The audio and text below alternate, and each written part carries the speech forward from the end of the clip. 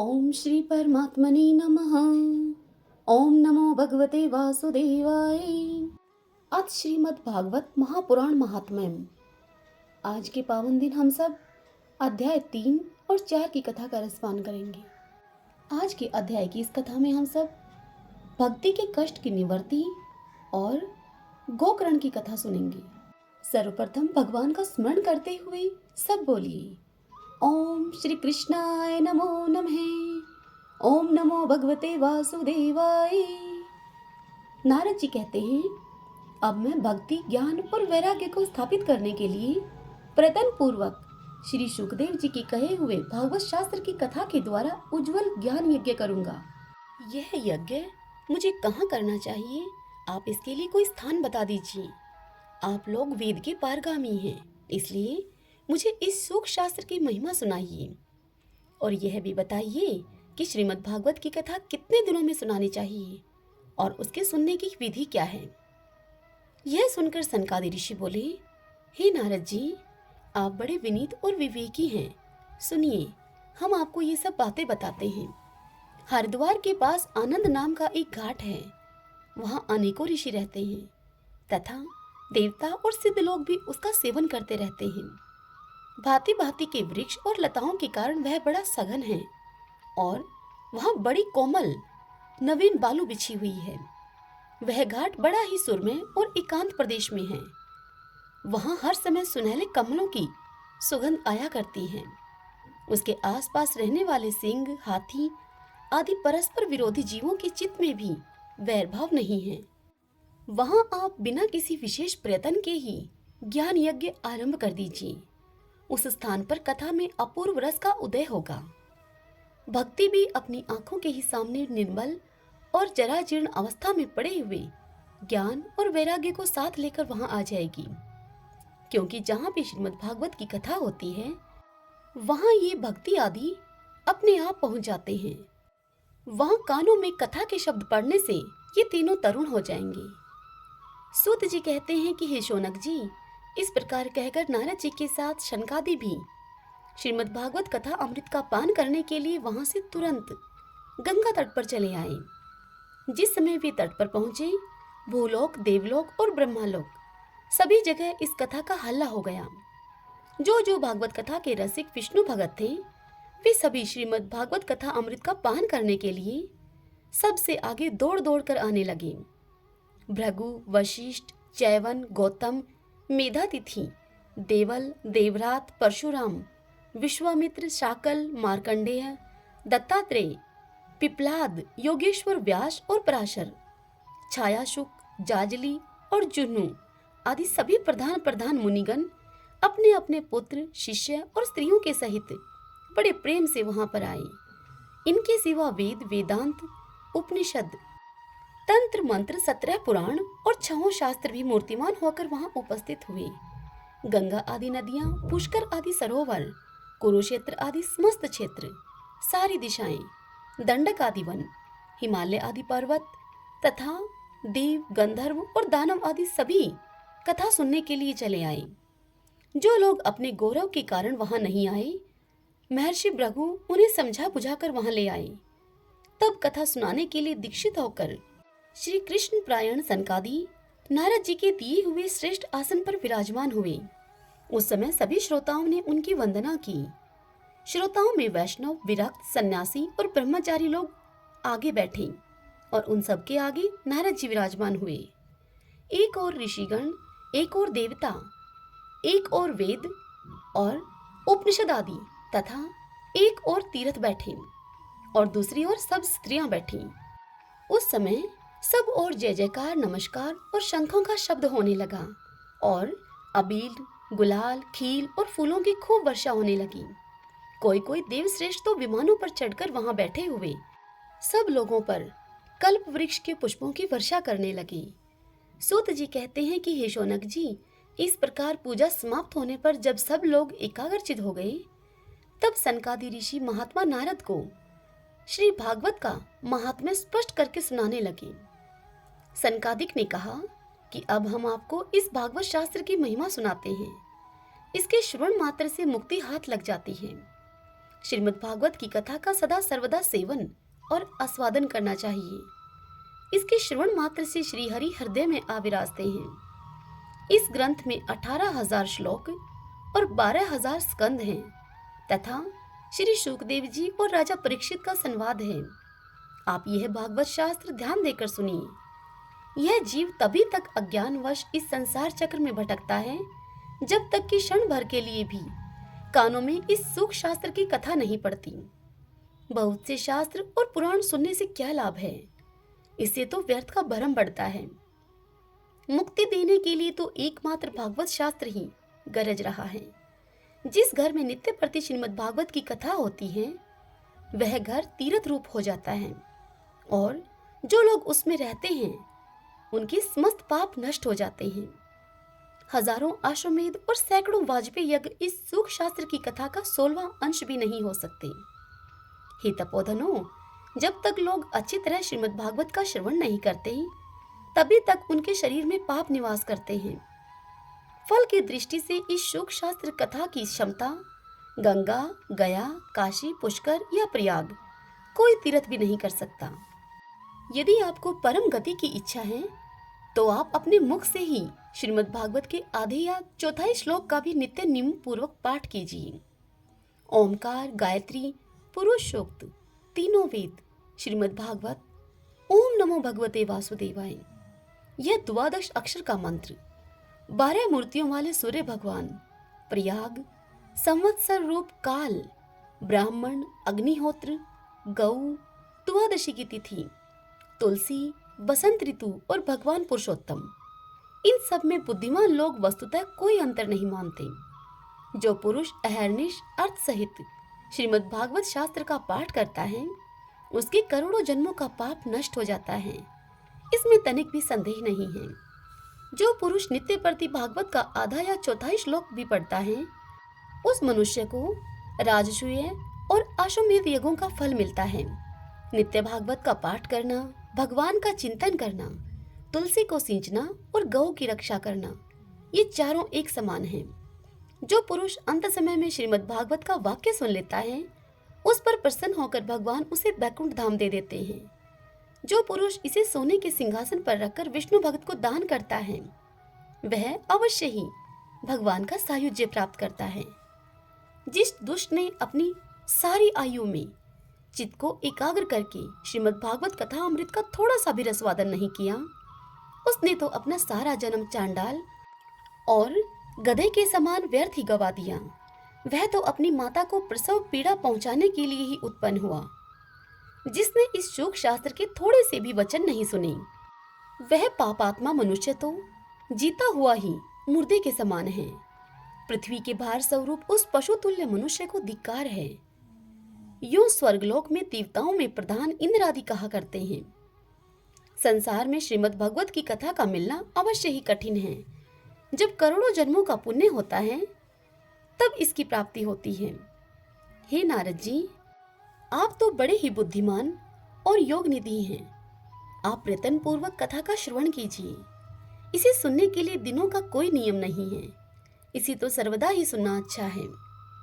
इसे सत्य भाषण और ब्रह्मचार्य पालन पूर्वक सर्वदा ही सुनना श्रेष्ठ माना गया है। किंतु कलयुग में ऐसा होना कठिन है, इसलिए इसकी शुकदेव जी ने जो विशेष विधि बताई है वह जान लेनी चाहिए। कलयुग में बहुत दिनों तक चित्त की वृत्तियों को वश में रखना, नियमों में बंधे रहना और किसी पुण्य कार्य के लिए दीक्षित रहना कठिन है।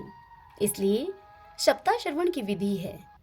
श्रद्धा पूर्वक कभी भी श्रवण करने से अथवा माघ मास में श्रवण करने से जो फल होता है वही फल श्री शुकदेव जी ने सप्ताह श्रवण में निर्धारित किया है। मन के असंयम, रोग की बहुलता और आयु की अल्पता के कारण तथा कलयुग में अनेकों दोषों की संभावना से ही सप्ताह श्रवण का विधान किया गया है। जो फल तप, योग और समाधि से भी प्राप्त नहीं हो सकता वह फल सर्वांग रूप में सप्ताह श्रवण से सहज में ही मिल जाता है। सप्ताह श्रवण यज्ञ से भी बढ़कर है, व्रत से भी बढ़कर है और तप से भी कहीं बढ़कर है। तीर्थ सेवन से तो सदा ही बड़ा है, योग से भी बढ़कर है, यहाँ तक कि ध्यान और ज्ञान से भी बढ़कर है। अजी इसकी विशेषता कहाँ तक वर्णन करें। यह तो सभी से बढ़ चढ़कर है। यह सुनकर शौनक जी ने उनसे पूछा कि हे सूत जी, यह तो आपने बड़े आश्चर्य की बात हमसे कही। अवश्य ही यह भागवत पुराण योग वेता ब्रह्मा जी के भी आदि कारण श्री नारायण का निरूपण करता है, परंतु यह मोक्ष की प्राप्ति में ज्ञान आदि सभी साधनों का तिरस्कार करके इस युग में उनसे भी कैसे बढ़ गया। शौनक जी की यह बात सुनकर सूत जी ने उनसे कहा कि हे शौनक जी, जब भगवान श्री कृष्ण इस धराधाम को छोड़कर अपने नित्य धाम को जाने लगे, तब उनके मुखारविंद से एकादश स्कंद का ज्ञानोपदेश सुनकर भी उद्धव जी ने उनसे पूछा। उद्धव जी बोले कि हे गोविंद, अब आप तो अपने भक्तों का कार्य करके परम धाम को पधारना चाहते हैं, किंतु मेरे मन में एक बड़ी चिंता है, उसे सुनकर आप मुझे शांत कीजिए। हे गोविंद, अब घोर कलयुग आया ही समझिए, इसलिए संसार में फिर अनेक दुष्ट प्रकट हो जाएंगे। उनके संसर्ग से जब अनेकों सत्पुरुष भी उग्र प्रवृत्ति के हो जाएंगे, तब उनके भार से दबकर यह घोर रूपिणी पृथ्वी किसकी शरण में जाएगी। हे कमल नयन, मुझे तो आपको छोड़कर इसकी रक्षा करने वाला कोई दूसरा दिखाई नहीं देता, इसलिए हे भक्तवत्सल, आप साधुओं पर कृपा करके यहाँ से मत जाइए। हे भगवान, आपने निराकार और चिन्ह मात्र होकर भी भक्तों के लिए ही तो यह सगुण रूप धारण किया है, फिर भला आपका वियोग होने पर भी भगत जन इस पृथ्वी पर कैसे रह सकेंगे। निर्गुण उपासना में तो बड़ा कष्ट है, इसलिए कुछ और विचार कीजिए आप।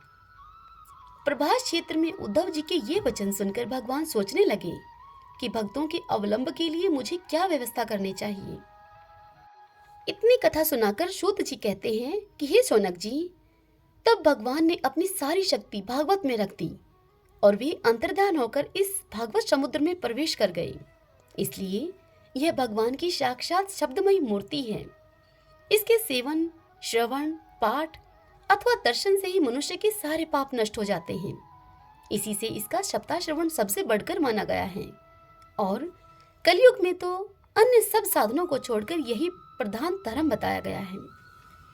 कलिकाल में यही ऐसा धर्म है जो दुख, दरिद्रता, दुर्भाग्य और पापों की सफाई कर देता है तथा काम, क्रोध आदि शत्रुओं पर विजय दिलाता है।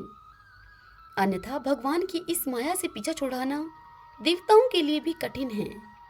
मनुष्य तो इसे छोड़ ही कैसे सकता है। अतः इसे छूटने के लिए भी सप्ताह श्रवण का विधान किया गया है।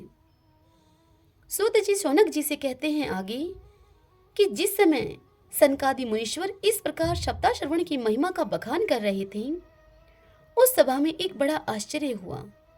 वह आश्चर्य मैं तुम्हें बतलाता हूँ, सुनो। हे शौनक जी, वहां तरुण अवस्था को प्राप्त हुए अपने दोनों पुत्रों को साथ लिए हुए विशुद्ध प्रेम रूपा भक्ति बार बार श्री कृष्ण, गोविंद, हरे मुरारी, हे नाथ नारायण, हे वासुदेव आदि भगवान के नामों का उच्चारण करती हुई अकस्मात प्रकट हो गई।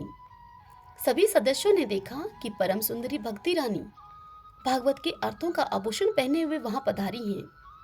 मुनियों की उस सभा में सभी यह तर्क वितर्क करने लगे कि ये यहाँ कैसे आई, कैसे प्रविष्ट हुई। तब सनकादिक ने सबसे कहा कि ये भक्ति देवी अभी अभी कथा के अर्थ से निकली हैं। उनके ये वचन सुनकर भक्ति ने अपने पुत्रों के सहित अत्यंत विनम्र होकर सनत कुमार जी से कहा। भक्ति सनत कुमार जी से बोली, मैं कलयुग में नष्ट प्राय हो गई थी। आपने कथा अमृत से सींचकर मुझे फिर से पुष्ट कर दिया। अब आप यह बताइए कि मैं कहाँ रहूं। यह सुनकर सनकादिक उनसे कहने लगे कि तुम भक्तों को भगवान का स्वरूप प्रदान करने वाली हो, अनन्य प्रेम का संपादन करने वाली हो और संसार रोग को निर्मूल करने वाली हो। अतः हे भक्ति, तुम धैर्य धारण करके नित्य निरंतर विष्णु भक्तों के हृदयों में निवास करो। ये कलयुग के दोष भले ही सारे संसार पर अपना प्रभाव डालें, किंतु वहां तुम पर इनकी दृष्टि भी नहीं पड़ सकेगी। इस प्रकार उनकी आज्ञा पाते ही भक्ति तुरंत भगवत भक्तों के हृदय में जा विराजी। जिनके हृदय में एकमात्र श्रीहरि की भक्ति निवास करती है, वे त्रिलोकी में अत्यंत निर्धन होने पर भी परम धन्य हैं, क्योंकि इस भक्ति की डोरी से बंधकर तो साक्षात भगवान भी अपना परम धाम छोड़कर उनके हृदय में आकर बस जाते हैं। भूलोक में यह भागवत शास्त्र साक्षात प्रभु ब्रह्मा का विग्रह है। हम इसकी महिमा कहाँ तक वर्णन करें। इसका आश्रय लेकर इसे सुनाने से तो सुनने और सुनाने वाले दोनों को ही भगवान श्री कृष्ण की क्षमता प्राप्त हो जाती है। अतः इसे छोड़कर अन्य धर्मों से क्या प्रयोजन है। ओम नमो नारायण, ओम नमो नारायण। सूत जी कहते हैं कि हे शौनक जी, उस समय अपने भक्तों के चित्त में अलौकिक भक्ति का प्रादुर्भाव हुआ देखकर भक्तवत्सल श्री भगवान अपना धाम छोड़कर वहां पधारे। उनके गले में वनमाला शोभा पा रही थी। श्रीअंग सजल जलधर के समान श्याम वर्ण था। उस पर मनोहर पीतांबर सुशोभित था। कटी प्रदेश करधनी की लड़ियों से सुसज्जित था। उनके सिर पर मुकुट की लटक और कानों में कुंडलों की झलक देखते ही बनती थी। वे त्रिभंग ललित भाव से खड़े हुए चित्त को चुराए लेते थे। वक्षस्थल पर कौस्तुभ मणि दमक रही थी। सारा श्रीअंग हरिचंदन से चर्चित था। उस रूप की शोभा क्या कहें। उस रूप ने तो मानो करोड़ों कामदेवों की रूप माधुरी छीन ली थी। वे परमानंद चिन्ह मूर्ति, मधुराती मधुर मुरलीधर ऐसी अनुपम छवि से अपने भक्तों के निर्मल चित्तों में आविर्भूत हुए।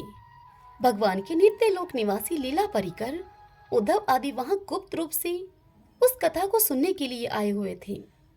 प्रभु के प्रकट होते ही चारों ओर जय हो की ध्वनि होने लगी। उस समय भक्ति रस का अद्भुत प्रवाह चला। बार बार अबीर, गुलाल और पुष्पों की वर्षा तथा शंख ध्वनि होने लगी।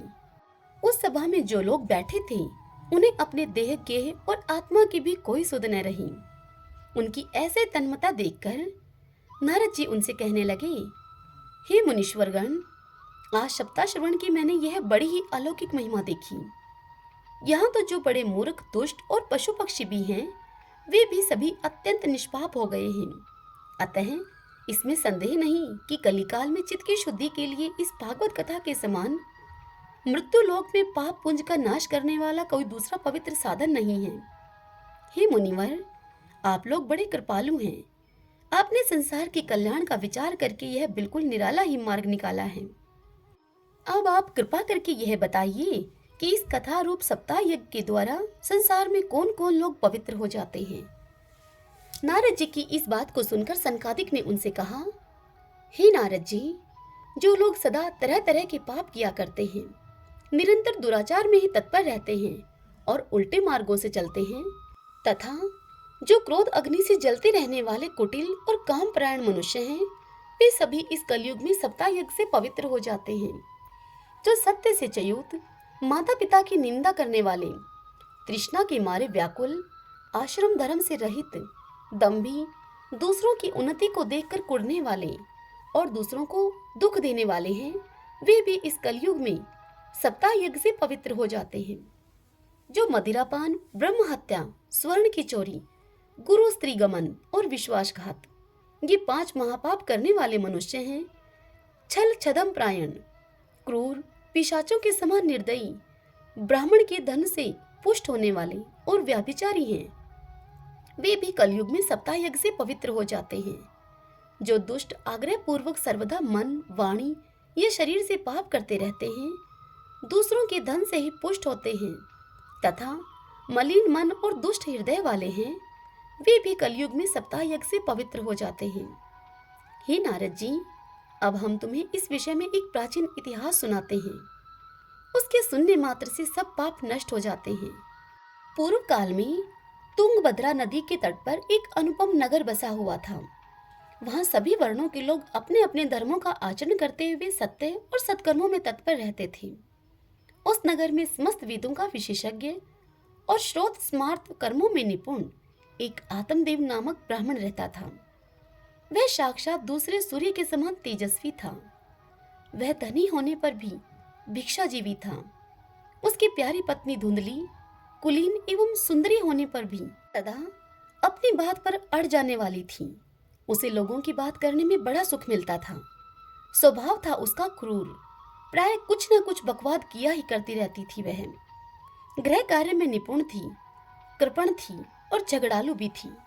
इस प्रकार वह ब्राह्मण दंपत्ति प्रेम से अपने घर में रहते और विहार किया करते थे।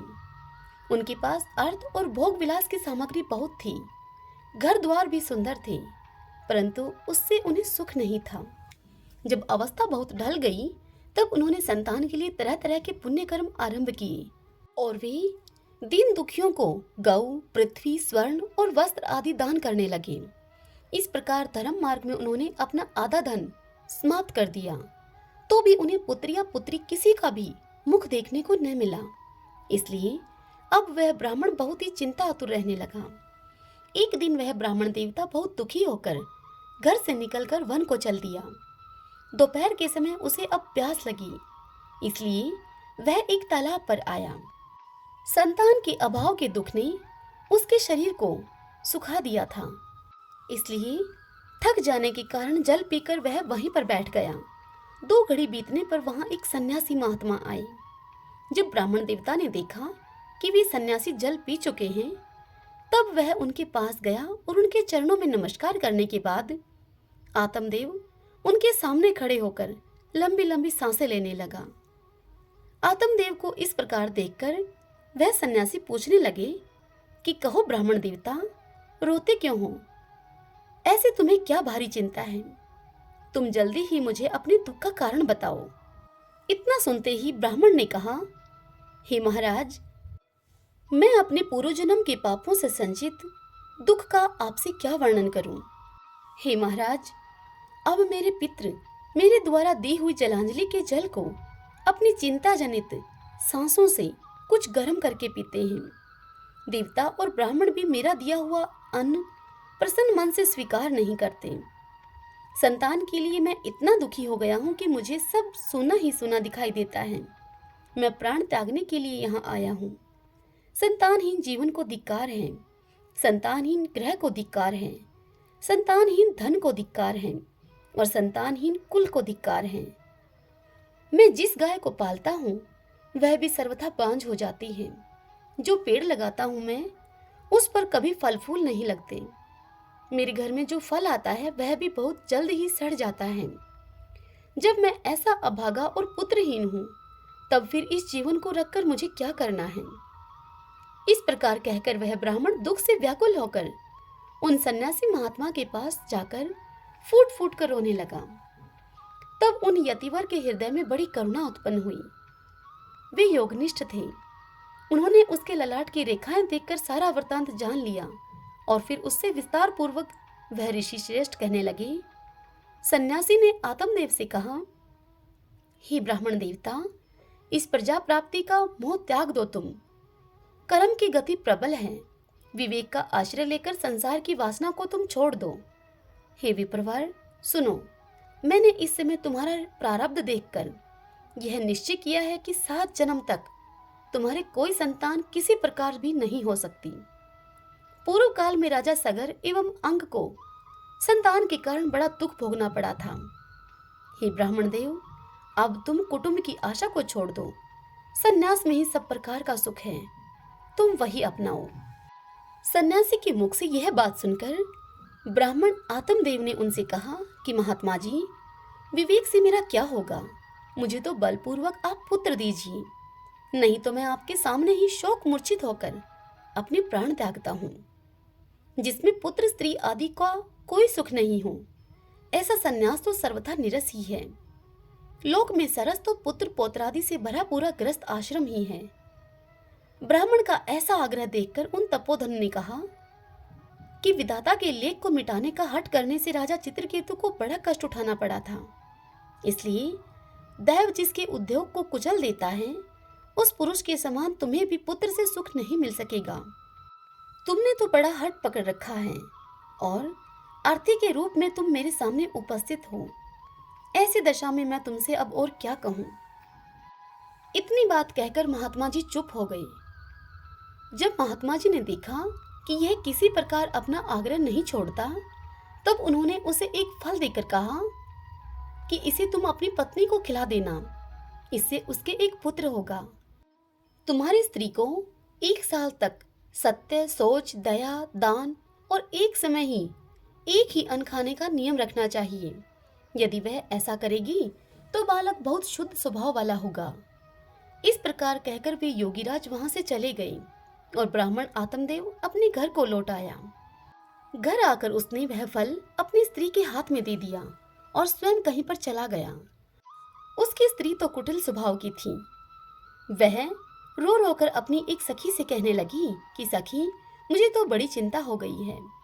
मैं तो यह फल नहीं खाऊंगी। फल खाने से गर्भ रहेगा और गर्भ से पेट बढ़ जाएगा, फिर कुछ खाया पिया जाएगा नहीं। इससे मेरी शक्ति क्षीण हो जाएगी। तब बता, घर का धंधा कैसे होगा?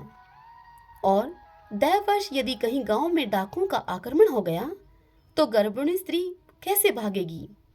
यदि शुकदेव जी की तरह यह गर्भ भी मेरे पेट में ही रह गया तो इसे बाहर कैसे निकाला जाएगा? और कहीं प्रसव काल के समय वह टेढ़ा हो गया तो बस, फिर तो मुझे अपने प्राणों से ही हाथ धोना पड़ेगा। यूं भी प्रसव के समय बड़ी भयंकर पीड़ा होती है।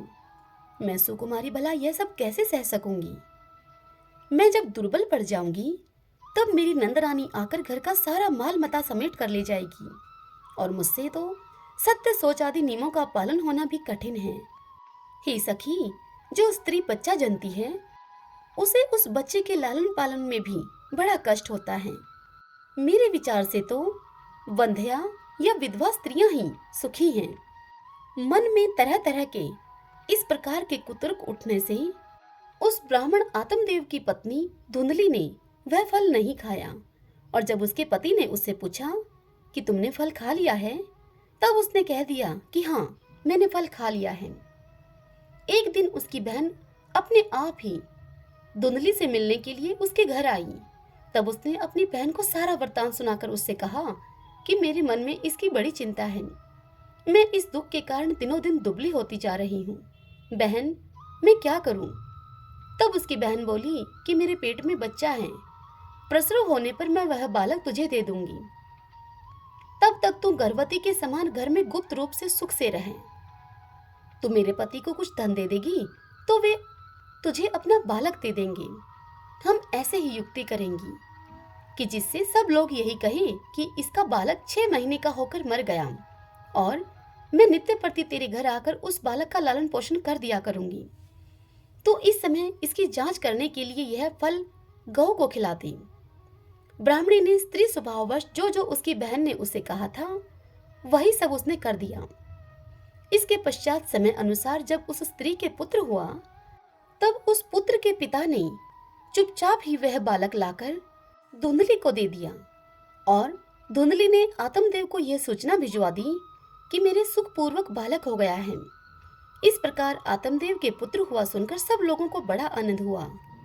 ब्राह्मण ने उसका जात कर्म संस्कार करके ब्राह्मणों को दान दिया और उसके द्वार पर गाना बजाना तथा अनेक प्रकार के मांगलिक कृत्य होने लगे। अब धुंधली ने अपने पति से कहा कि मेरे स्तनों में तो दूध ही नहीं है, फिर गौ आदि किसी अन्य जीव के दूध से मैं इस बालक का किस प्रकार से पालन पोषण करूंगी?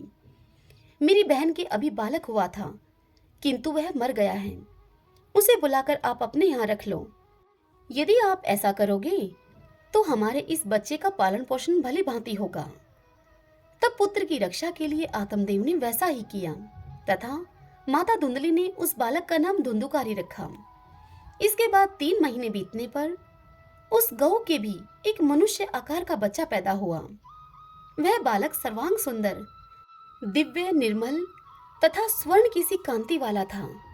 उस बालक को देखकर ब्राह्मण देवता को बड़ा आनंद हुआ और उसने स्वयं ही उसके सब संस्कार किए। इस समाचार से और सब लोगों को बड़ा आश्चर्य हुआ और वे उस बालक को देखने के लिए ब्राह्मण देव के घर आए तथा आपस में सब चर्चा करने लगे और कहने लगे कि देखो भाई, अब आत्मदेव का कैसा भाग्य उदय हुआ है। कैसे आश्चर्य की बात है कि गौ के भी ऐसा दिव्य रूप बालक उत्पन्न हुआ है। दैव योग से इस गुप्त रहस्य का किसी को भी कुछ पता न लगा। आत्मदेव ने उस बालक के गौ के से कान देखकर उसका नाम गौकर्ण रखा। कुछ काल बीतने पर वे दोनों बालक जवान हो गए। उनमें गोकर्ण तो बड़ा पंडित और ज्ञानी हुआ किंतु धुंधुकारी बड़ा ही दुष्ट निकला। स्नान शौच आदि ब्राह्मणों उचित आचारों का उसमें लेश मात्र न था और न खान पान का ही कोई परहेज था। क्रोध उसमें बहुत बढ़ा चढ़ा था और बुरी बुरी वस्तुओं का वह संग्रह किया करता था। मुर्दे के हाथ से चुआया हुआ अन्न भी वह खा लेता था। दूसरों की चोरी करना और सब लोगों से द्वेष बढ़ाना उसका स्वभाव बन गया था। छिपी छिपी वह दूसरों के घरों में आग लगा देता था। दूसरों के बालकों को खिलाने के लिए गोद में लेता और उन्हें चट कुएं में डाल देता। हिंसा का उसे व्यसन सा हो गया था। हर समय वह अस्त्र शस्त्र धारण किए रहता और बेचारे अंधे और दीन दुखियों को व्यर्थ में तंग किया करता। चांडालों से उसका विशेष प्रेम था। बस हाथ में फंदा लिए हुए कुत्तों की टोली के साथ शिकार की टोह में घूमता रहता।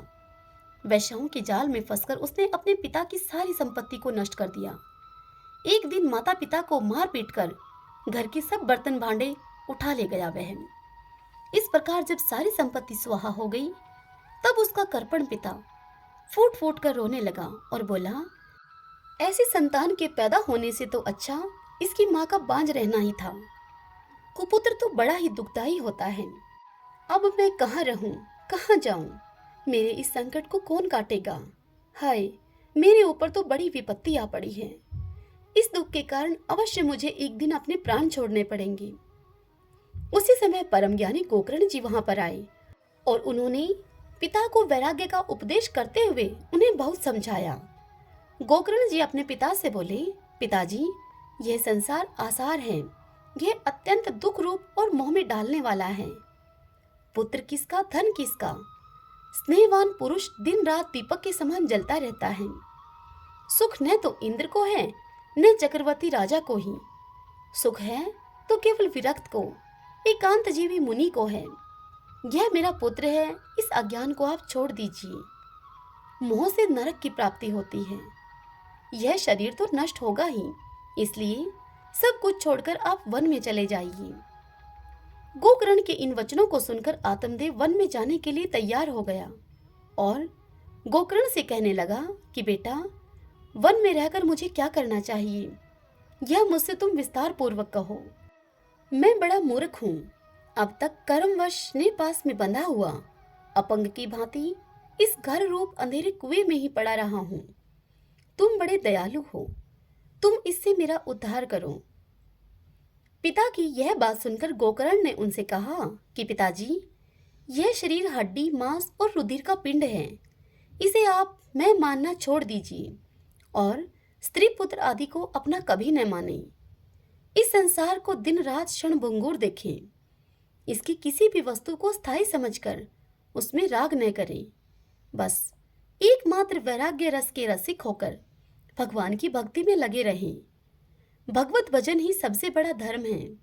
निरंतर उसी का आश्रय लिए रहें। अन्य सब प्रकार के लौकिक धर्मों से मुख मोड़ लें। सदा साधुजनों की सेवा करें। भोगों की लालसा को पास में न फटकने दें और जल्दी से जल्दी दूसरों के गुण दोषों का विचार करना छोड़कर एकमात्र भगवत सेवा और भगवान की कथाओं के रस का ही पान करें। इस प्रकार पुत्र की वाणी से प्रभावित होकर आत्मदेव ने घर छोड़ दिया और वन की यात्रा की। यद्यपि उसकी आयु उस समय 60 वर्ष की हो चुकी थी, फिर भी ब्राह्मण देव की बुद्धि में पूरी दृढ़ता थी। वह दिन रात भगवान की सेवा पूजा करने से और नियम पूर्वक भागवत के 10वें स्कंद का पाठ करने से उसने भगवान श्री कृष्ण चंद्र को प्राप्त कर लिया था। हरि ओम तत्सत। आज की कथा यहीं समाप्त होती है।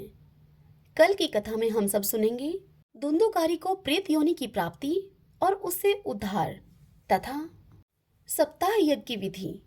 कल हम यह कथा सुनेंगे। ओम श्री कृष्णाय नमो नमः। ओम श्री परमात्मने नमः।